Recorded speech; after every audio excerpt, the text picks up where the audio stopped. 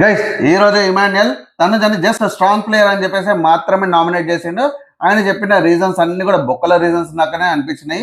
First reason వచ్చేసి ఆయిషాకి ఆ power ఉండాలా లేదా అన్నది జస్ట్ క్వశ్చన్ అడిగినందుకు అప్పటివరకు ఉండద్దు అన్నదంట. తర్వాత స్టేజ్ దగ్గరికి వెళ్ళాక ఉండాలి అని అన్నదంట.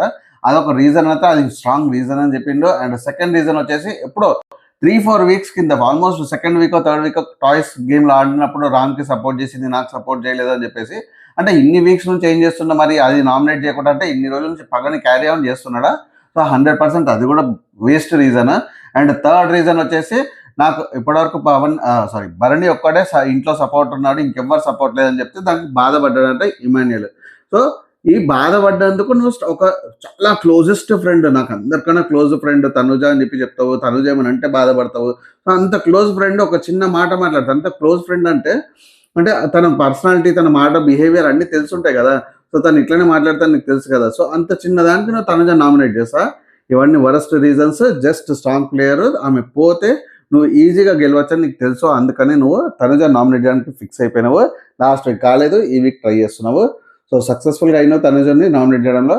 అండ్ ఇప్పటికీ ఇంకా స్టిల్ పవర్ ఉంది. బట్ హౌఎవర్ నువ్వే క్యాప్టెన్ కాబట్టి తనుజ నామినేషన్ క్యాన్సిల్ చేయవు. సో గైస్ మీకేమనిపించింది తనుజ నామినేషన్ గురించి?